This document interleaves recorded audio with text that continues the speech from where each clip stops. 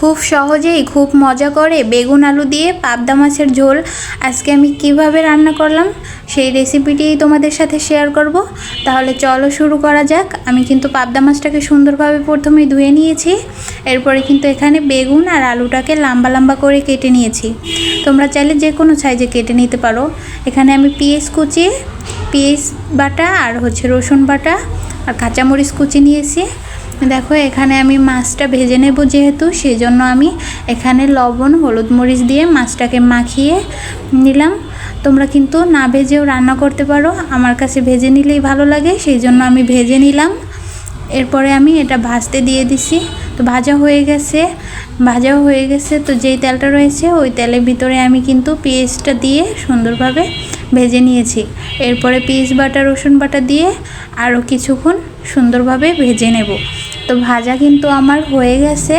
এখন আমি এখানে পরিমাণ মতো লবণ দিয়ে দিলাম। এরপরে মরিচ গুঁড়া আর হলুদ গুঁড়া দিয়ে সুন্দরভাবে ভেজে নেব।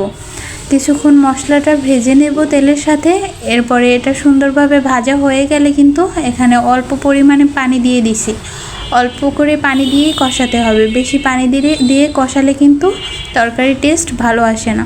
অল্প করে পানি দিয়ে সুন্দরভাবে আমি কষিয়ে নিয়েছি। একবার কষানো হয়ে গেলে আবারও অল্প করে পানি দিয়ে আবারও কিছুক্ষণ কষিয়ে নেব। মশলা যত সুন্দরভাবে কষানো হবে তরকারির টেস্ট কিন্তু ততই ভালো আসবে। তো দেখো আমার কষানো কিন্তু হয়ে গেছে। এখন আমি এই পর্যায়ে আবারও অল্প করে পানি দিয়ে দিলাম। পানিটা একটু বলক চলে আসলে এখানে আমি তরকারিটা দিয়ে দিছি। তরকারিটা সুন্দরভাবে মশলার সাথে কষিয়ে নেব। এটা কিন্তু সুন্দরভাবে কষিয়ে নিতে হবে। দেখো তরকারিটা দেওয়া হয়ে গেছে, আমি নেড়ে চেড়ে সুন্দরভাবে এটাকে মিশিয়ে দিচ্ছি। সুন্দরভাবে নেড়ে মিশিয়ে দিতে হবে। মেশানো হয়ে গেলে আমি এটাকে ঢাকনা দিয়ে ঢেকে দেব। ঢাকনা দিয়ে ঢেকে আমি 10 মিনিটের জন্য সুন্দরভাবে কষিয়ে নেব। তো কষানো কিন্তু আমার হয়ে গেছে।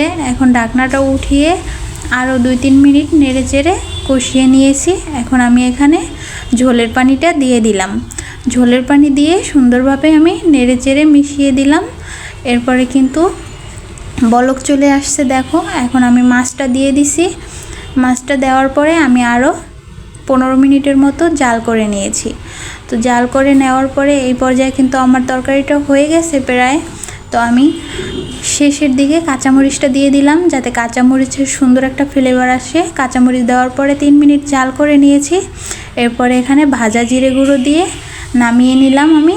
তো আমার তরকারিটা কিন্তু এই পর্যায়ে হয়ে গেছে। আমি একটু ঝোলে রেখেছি।